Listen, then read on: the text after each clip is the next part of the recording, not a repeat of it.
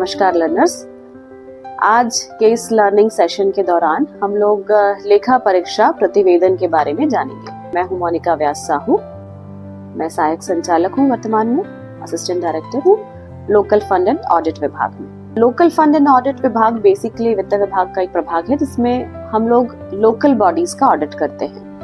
Local bodies से तात्पर्य है ऐसे निकाय जिनका अपना सेल्फ अर्निंग भी होता है और साथ ही साथ शासन से इन्हें अनुदान भी प्राप्त होता है। तो जितनी भी आपकी यूएलबीज और पीआरआई हैं, जैसे कि आपकी नगर निगम, नगर पालिकाएं, परिषद, ग्राम पंचायत, जनपद, जिला पंचायत या फिर कृषि उपज मंडियां, विश्वविद्यालय, ये सब लोकल बॉडीज के अंतर्गत मुख्य रूप से आते हैं। तो चलिए लर्नर्स, आज इस सेशन के माध्यम से हम लोग ऑडिट के बाद लेखा परीक्षा प्रतिवेदन कैसे बनाते हैं उसके बारे में एक समझ विकसित करते हैं। तो लर्नर्स, आज के इस सेशन के माध्यम से हम लोग ये समझ एक विकसित करेंगे कि लेखा परीक्षा प्रतिवेदन बेसिकली क्या है, उसे कैसे बनाया जाता है, किन किन चीजों को शामिल किया जाता है। कहने का मतलब ये है कि एक होलिस्टिक अप्रोच हम ऑडिट रिपोर्ट के बारे में समझेंगे।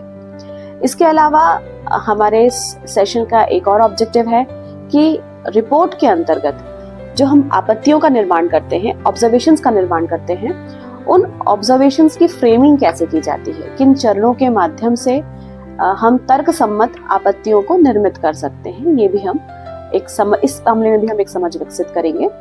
इसके अलावा रिपोर्ट निर्माण में आपत्तियों के चयन के संबंध में भी हम एक समझ विकसित करेंगे कि रिपोर्ट में कौन कौन सी आपत्तियों को हमें शामिल करना है और किस तरह की आपत्तियों को हमें शामिल नहीं करना, इस विषय पर भी हम लोग चर्चा करेंगे। इसके अतिरिक्त नगरीय निकायों में जब ऑडिट के दौरान गंभीर वित्तीय अनियमितताएं पाई जाती हैं, तो उन गंभीर वित्तीय अनियमितताओं में किस तरह की कार्रवाई या किस तरह की डॉक्यूमेंटेशन बीइंग एन ऑडिटर हम लोगों को करना है, इस विषय पर हम एक ज्ञान प्राप्त करेंगे।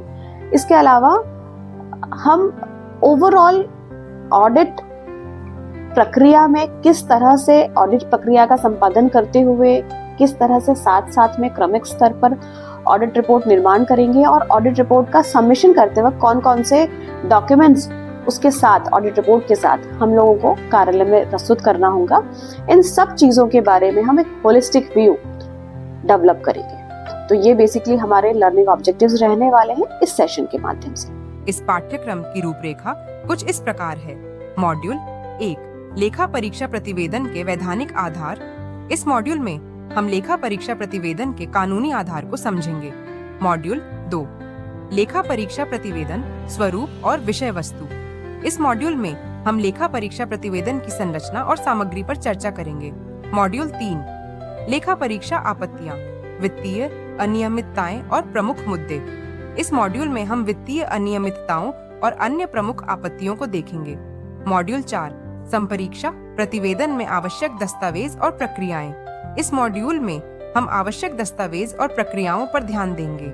मॉड्यूल 5, निष्कर्ष। इस मॉड्यूल में हम पूरे पाठ्यक्रम से सीखी गई महत्वपूर्ण बातें संक्षेप में समझेंगे और उनका सार प्रस्तुत करेंगे।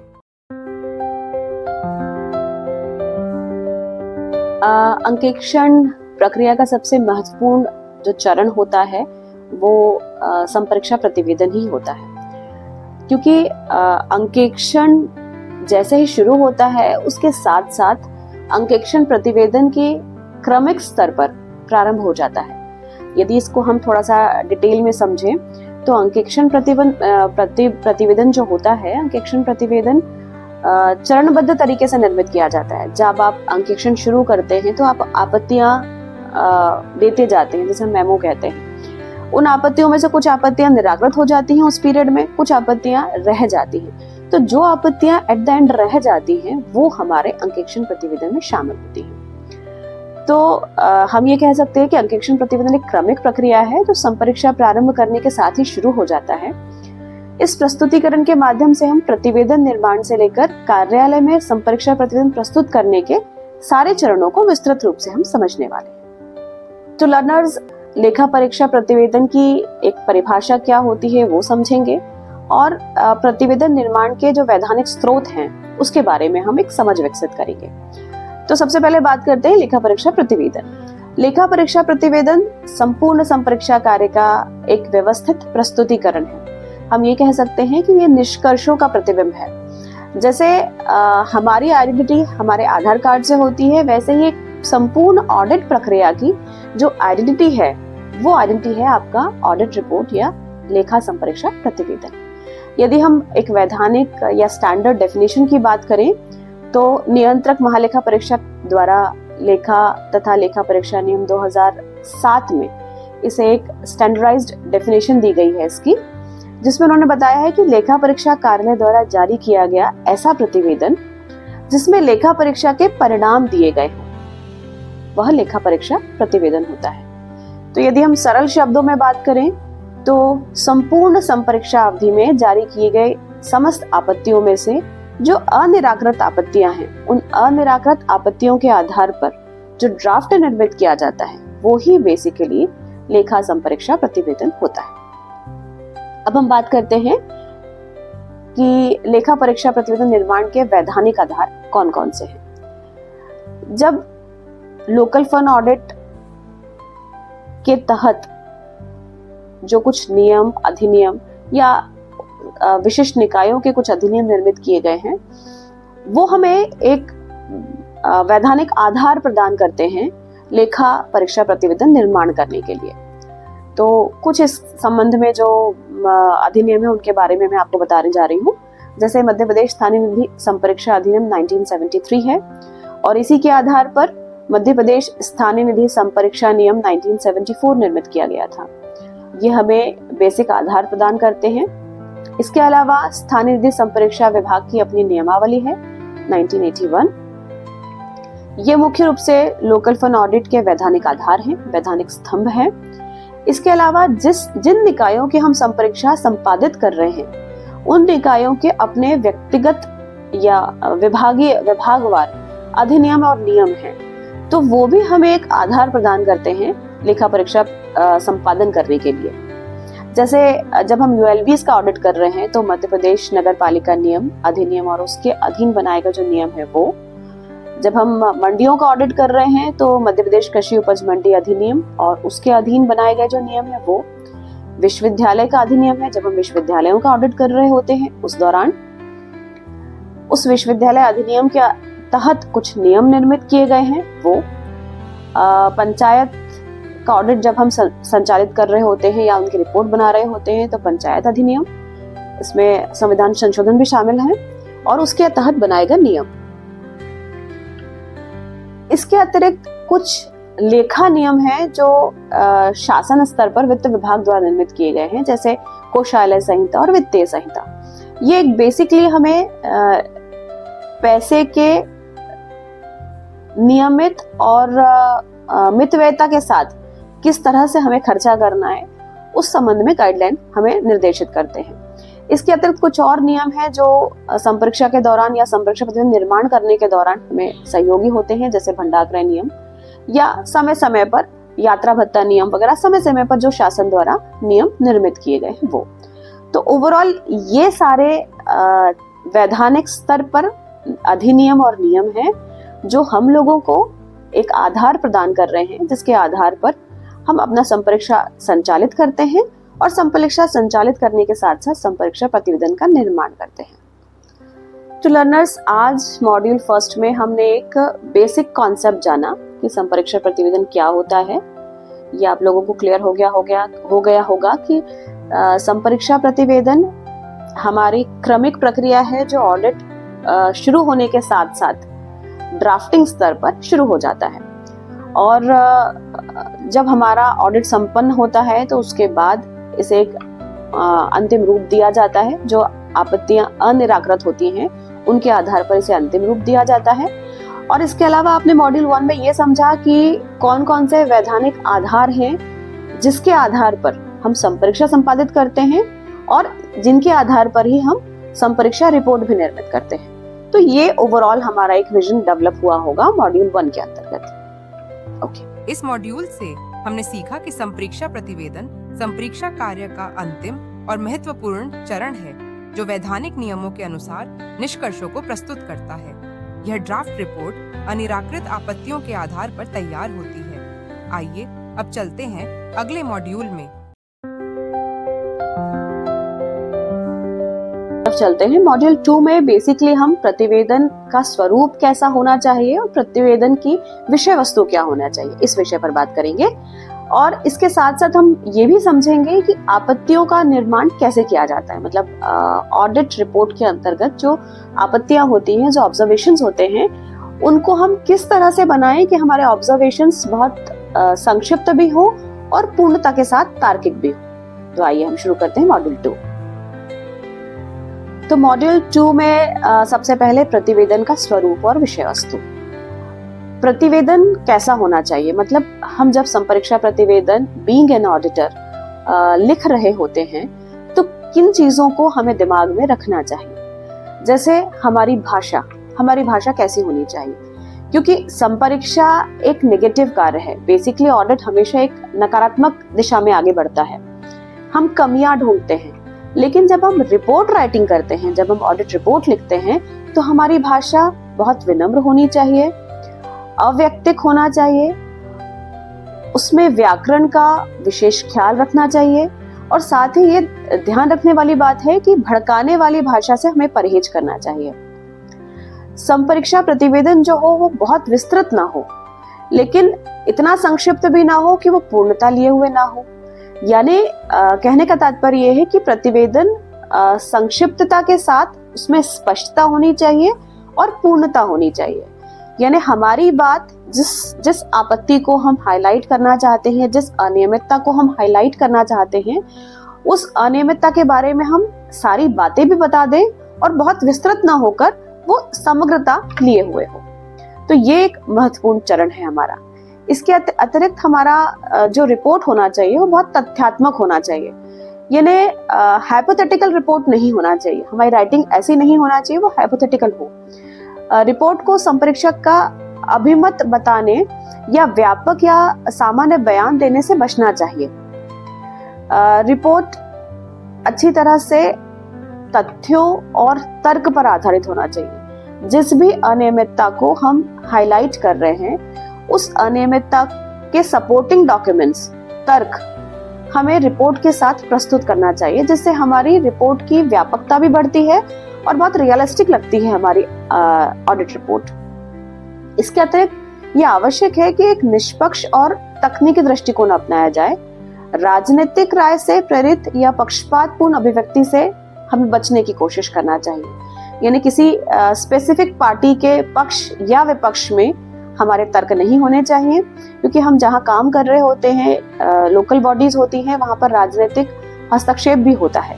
तो बीइंग एन ऑडिटर हमें तटस्थ रवैया अपनाना है, और ये तटस्थ रवैया हमारी भाषा में, हमारी ऑडिट रिपोर्ट की भाषा में भी नजर आना चाहिए। इसके बाद आता है रचनात्मक स्वर होना चाहिए हमारे ऑडिट रिपोर्ट में। रचनात्मक स्वर का मतलब ये है कि जैसे मैंने पहले भी चर्चा की थी कि ऑडिट अपने आप में एक बहुत ही नीरस कार्य है, क्योंकि हम हमेशा नेगेटिव एस्पेक्ट की तरफ बढ़ते हैं आगे।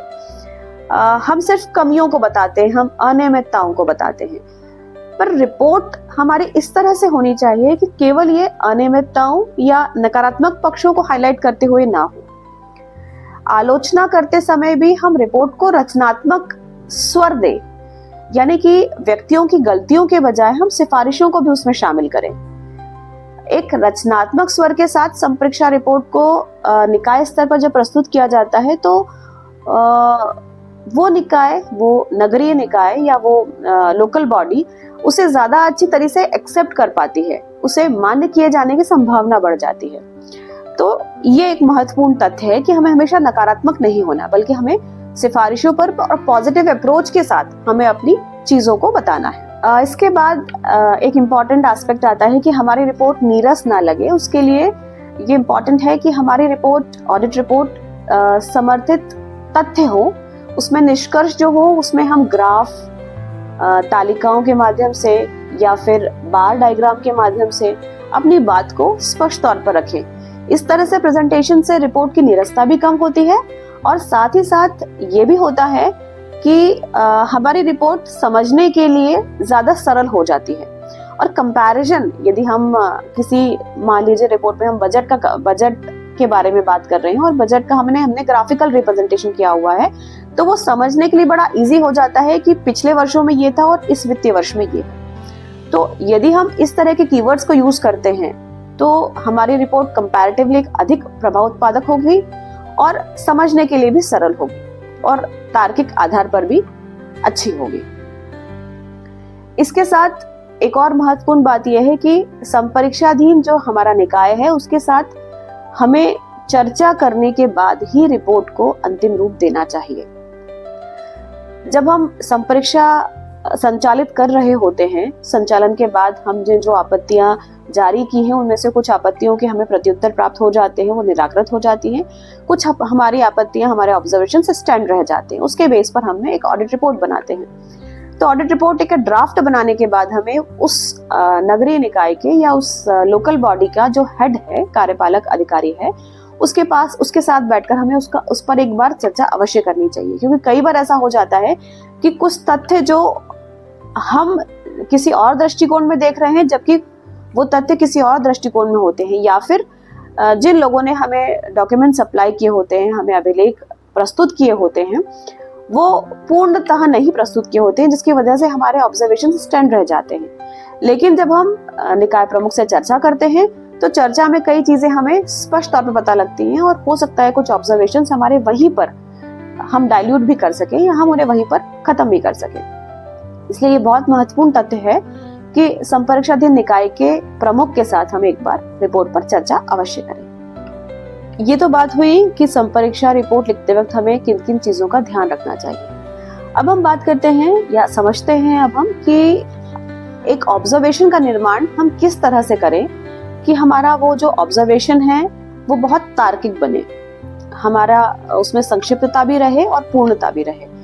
तो कुछ बातों पर यदि हम ध्यान रखेंगे तो हमेशा हमारा ऑब्जर्वेशन बहुत छोटा बनेगा और बहुत तर्कपूर्ण और तथ्यात्मक बनेगा। तो सबसे पहले हमें हमारे अंदर ये समझ होना क्लियर, हमारा विजन क्लियर होना बहुत जरूरी है कि प्रॉब्लम क्या है, यानी कि कौन सी अनियमितता है।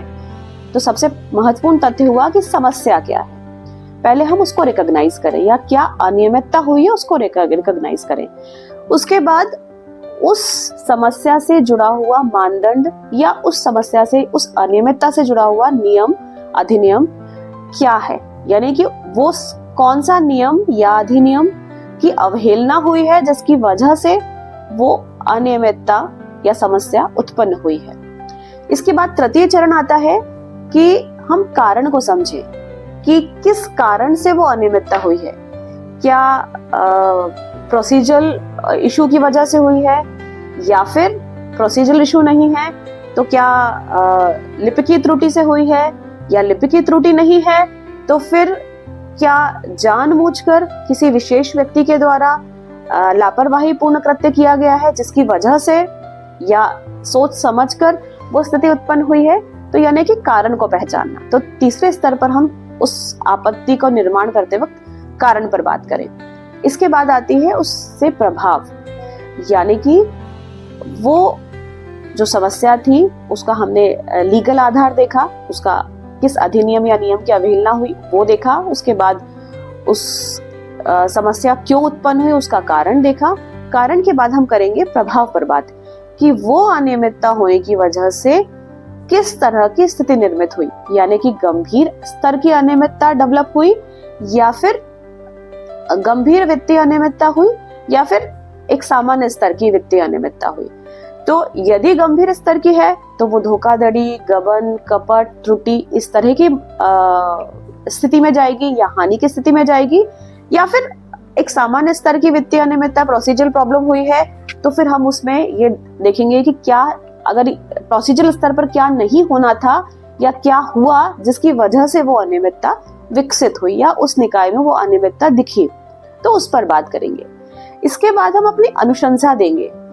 अनुशंसा में हम ये एक लाइन में, दो लाइन में हम ये डालेंगे कि अगर मान लीजिए प्रोसीजरल प्रॉब्लम है तो हम डालेंगे कि यहाँ पर प्रक्रिया इस तरह से ना अपनाकर इस तरह से अपनाई जाती तो ये वित्तीय अनियमितता नहीं होती, इस विषय पर डालेंगे। और सबसे अंत में हम संपरीक्षाधीन निकाय के प्रत्युत्तर को शामिल करेंगे। प्रत्युत्तर 2 स्तर पर हो सकता है। संपरीक्षाधीन निकाय जो है जिसकी हम संपरीक्षा कर रहे हैं वो जो प्रत्युत्तर दे उससे हम सहमत हो, या पूर्ण रूप से सहमत ना होकर हम आंशिक स्तर पर सहमत हो, या हम पूर्ण स्तर पर असहमत हो। तो जो भी स्थिति हमारी उस प्रत्युत्तर के बाद निर्मित हो रही है उसे हम एक लाइन में आपत्ति के अंत में लिखें। जैसे मैं इस संपूर्ण प्रक्रिया को एग्जाम्पल के माध्यम से समझाती हूँ कि यदि भंडार किसी वस्तु का क्रय किया गया है, मान लीजिए टेबल कुर्सियों का क्रय किया गया है, और क्रय करते वक्त उस भंडार क्रय नियमों की अवहेलना की गई। टेंडर कॉल किया जाना था, जिस स्तर पर जिस राशि का प्रक्रिया थी वो टेंडर कॉल नहीं किया गया। वो ना करते हुए उन्होंने कोटेशंस लेके उस संपूर्ण प्रक्रिया को कर दी। तो समस्या सबसे पहले यहाँ पर हुई कि क्रय संबंधी समस्या डेवलप हुई, क्रय संबंधी अनियमितता हुई। फिर कौन से नियम की अवहेलना हुई? तो भंडार क्रय नियम 2015 संशोधित 2022 इसकी अवहेलना हुई, हम उसे उल्लेखित करेंगे। उसके बाद समस्या क्या हुई कि वो वित्तीय समस्या ये हुई कि हो सकता है कि जो राशि जो टेबल और कुर्सी जिन दरों पे हमें प्राप्त हुई उनसे सस्ती दरों पर यदि हम सही तरीके से नियमानुसार कार्रवाई करते तो सस्ती दरों पर हमें मिल सकती थी, लेकिन हमें सस्ती दरों पर नहीं प्राप्त हुई। यहाँ पर ये कारण बनता है। फिर प्रभाव में हो सकता है वित्तीय हानि हुई हो। यहाँ पर गबन का कोई प्रकरण नहीं है, लेकिन वित्तीय हानि हो सकती है उस संपूर्ण प्रक्रिया में। फिर जब हम इस विषय पर निकाय से बात करते हैं, निकाय को हमने एक मेमो जारी किया, निकाय ने हमें परिस्थितियां बताई कि परिस्थितियां ऐसी थी जिसकी वजह से उन्होंने नियमों का पालन नहीं किया, भंडार क्रय नियम के अनुसार कार्रवाई संचालित नहीं करी। तो यदि हम उससे सहमत होते हैं, स्वाभाविक है बीइंग एन ऑडिटर हम सहमत नहीं होंगे क्योंकि नियमों की अवहेलना हो रही है, तो हम क्यों सहमत नहीं है उसको यहाँ पर उल्लेखित करेंगे। तो इस तरह से हमारी एक पूरी आपत्ति ड्राफ्ट हो गई 8 से 10 या 15 लाइनों में, और इनमें सारी चीजें होंगी।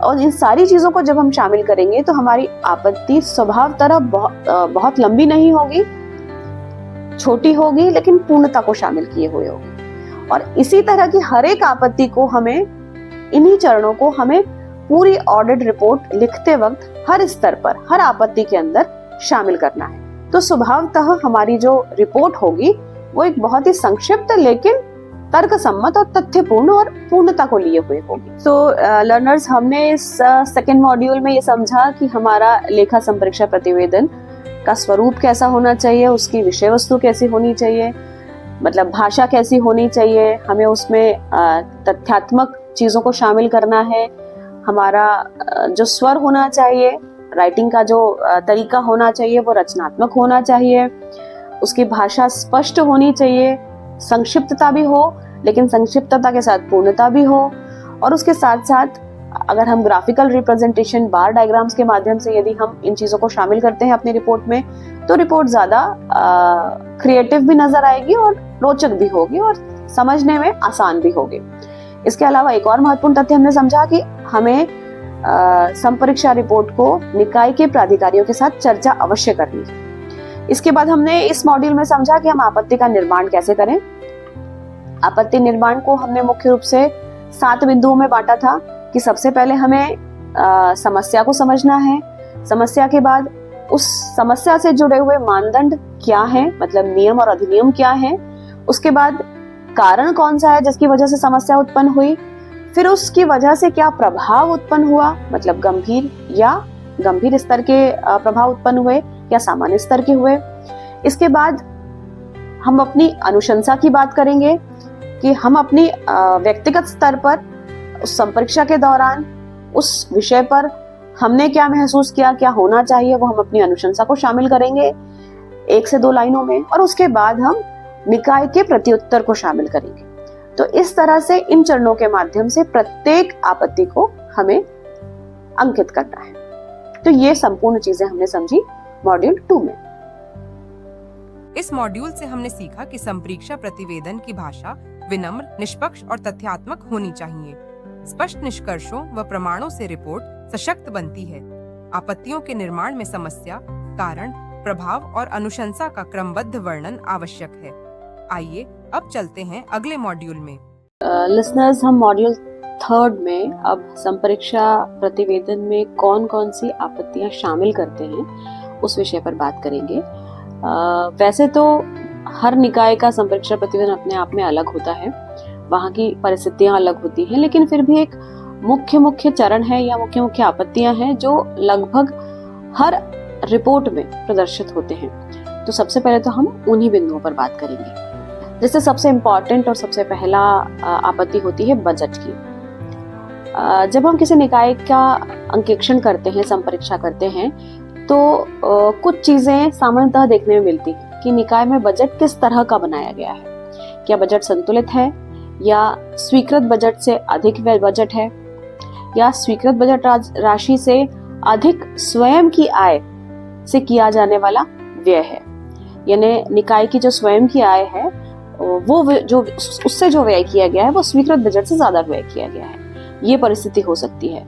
या फिर एक परिस्थिति ये भी हो सकती है कि स्वयं की आय से किए जाने वाले व्यय में स्वीकृत बजट राशि के व्यय का अभाव ही हो। तो बजट के बहुत सारी स्थिति हम देख सकते हैं निकाय में, तो हमें एक निष्पक्ष होकर ये अवलोकन करना है कि बजट किस तरह का निर्मित किया गया है। क्या संतुलित बजट है? आदर्श बजट संतुलित बजट होता है।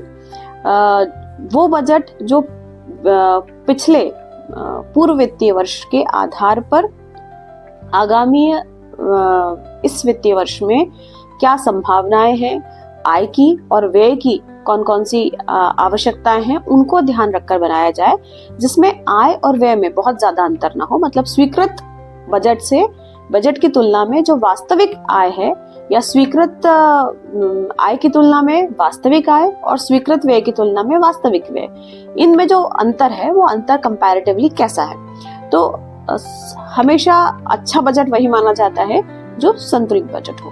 तो इस तरह की जो अनियमितताएं हम निकाय में देखते हैं, उन अनियमितताओं को हम इस आपत्ति में बजट शीर्ष की आपत्ति के अंतर्गत शामिल करते हैं। इसके बाद अगला शीर्ष आता है, आपत्ति का जो अगला शीर्ष आता है वो है बकाया मांग और शुल्क या कर का जमा। सामान्यतः निकायों में जो नगरीय निकाय होते हैं या आपके पीआरआईज होती हैं, वहां पर भी इन निकायों की अपनी एक व्यक्तिगत आय होती है, यानी निकाय विशेष की अपनी आय होती है जो कुछ शुल्कों या करों के माध्यम से वो प्राप्त करते हैं। तो यहाँ पर ये देखना होता है कि क्या स्थिति है।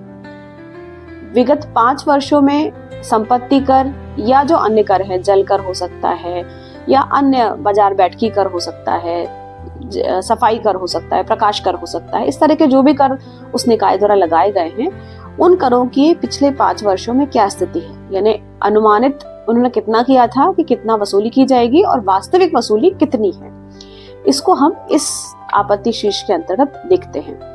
इसके अतिरिक्त समेकित कर के बकाया या संपत्ति कर के बकाया, समेकित कर निर्धारण के संबंध में यदि कोई अनियमितताएं हमें दिखती हैं तो वो हम इस आपत्ति शीर्ष के अंतर्गत उसको वर्गीकृत कर सकते हैं। इसके अतिरिक्त होता है दुकानों और गोदामों के किराए संबंधी मामलों में जो भी बकाया हो या हानि हुई हो।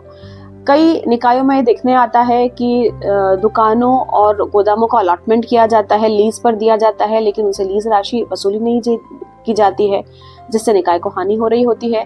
या फिर उनका अलॉटमेंट के समय जो निर्धारित तय राशि जमा की जानी चाहिए थी वो जमा नहीं की गई है, या फिर लीज समाप्त होने के बाद भी लीज अवधि समाप्त होने के बाद जब उसका पुनर्निर्धारण किया जाता है तो वो पुनर्निर्धारण लंबे समय तक ना किया गया हो, जिससे भी हमें उस निकाय को वित्तीय हानि होती है। तो ये सारे इस तरह के प्रकरण जो हमें नजर में आते हैं, उन सभी प्रकरणों को हम अब अपनी अंकेक्षण रिपोर्ट में इस शीर्ष के अंतर्गत शामिल करते हैं। इसके बाद है योजनाएं और अनुदान। उस पर्टिकुलरली जिस निकाय का हम लोग संपरीक्षा कर रहे हैं, उस निकाय में जो संचालित योजनाएं हैं या उस निकाय को प्राप्त होने वाले जो अनुदान हैं, उन अनुदानों की और योजनाओं में आने वाली राशि की क्या स्थिति है, उसको हम इस शीर्ष के अंतर्गत रखेंगे।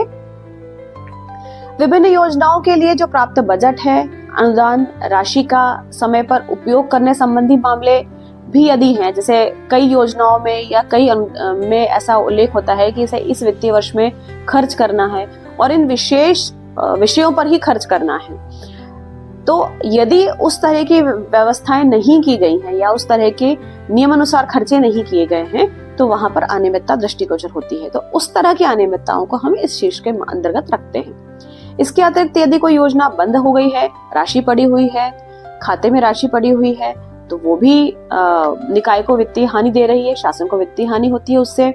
या फिर राज्य के कोष में जमा योग्य राशि की वापसी नहीं की गई है, जो राज्य कोष में राशि वापस जानी थी उसे वापस न करके निकाय अपने स्वयं के खाते में उसे रखे हुए है, तो ये भी एक अनियमितता है। उस तरह की यदि आपत्ति होती है तो हम इस शीर्ष में रखेंगे। योजना से प्राप्त अंशदान से अधिक व्यय की वसूली का यदि अभाव होता है तो उस तरह की आपत्तियों को हम इसमें रखेंगे। या फिर निकाय विशेष के संबंध में कोई योजनाएं संचालित हैं, जैसे कुछ योजनाएं हैं जो कुछ चयनित नगर पालिकाओं में संचालित होती हैं, कुछ योजनाएं हैं जो नगर निगमों में संचालित होती हैं। वो उन योजनाओं के संदर्भ में जो दिशा निर्देश शासन के स्तर पर जारी किए जाते हैं कि उन योजनाओं में जो राशि दी गई है वो व्यय किन किन शर्तों के तहत किया जाना है। यदि उस तरह से व्यय नहीं किया जाता है तो वो हमारी एक आपत्ति होती है। तो उन आपत्तियों को हम यहाँ पर संचालित करते हैं। जैसे हम ग्राम पंचायत को अभी ऑडिट कर रहे हैं, ग्राम पंचायत के ऑडिट में अभी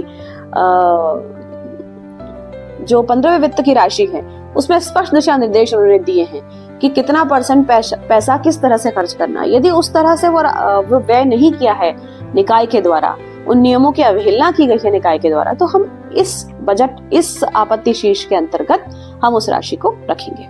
इसके बाद है लेखा और बैंक समाधान संबंधी। हर निकाय को अपने सुचारू संचालन के लिए कुछ लेखाओं का, कुछ अकाउंट्स का निर्माण करना होता है। कौन सा निकाय किन किन पंजियों का संधारण करेगा, ये उस निकाय के जो संचालन के अधिनियम और समय समय पर शासन द्वारा जो नियम बनाए गए हैं उसमें वर्णित किया जाता है। यहाँ तक कि उसका प्रारूप भी वर्णित किया जाता है। जैसे म्युनिसिपैलिटी एक्ट है, उसमें यूएलबीज के लिए कौन कौन सी पंजियों का निर्धारण किया गया है स्पष्ट तौर पर वर्णित है। उन पंजियों को किस प्रारूप में संधारित किया जाएगा ये वर्णित है।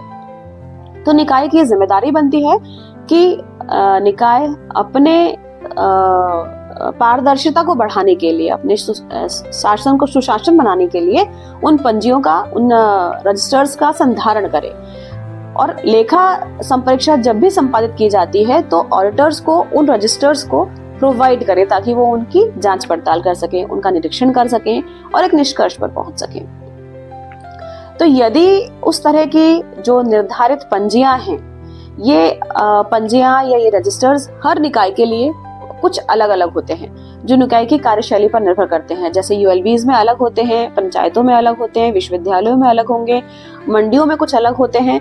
तो समय समय पर जब संपरीक्षा होती है और संपरीक्षा के दौरान जब वो उन पंजियों की यदि उपलब्धता कराई जाती है, अभिलेख प्रस्तुत किए जाते हैं संपरीक्षक के समक्ष, तो संपरीक्षक जब उनका निरीक्षण करेगा और निरीक्षण में जो उसे अनियमितताएं दृष्टिगोचर होती हैं, उन आपत्तियों को हमें यहाँ पर शामिल करना है। इसके अतिरिक्त होता है बैंक समाधान पत्रक। निकाय द्वारा वित्तीय वर्ष की समाप्ति पर कई सारे यदि चेक जारी किए गए हैं और वो चेक इन कैश नहीं हुए हैं तो हमें निकाय के जो राशि है जो बैंक में और कैशबुक में उसमें अंतर पाया जाता है, तो उस अंतर का समाधान करता है बैंक समाधान पत्रक।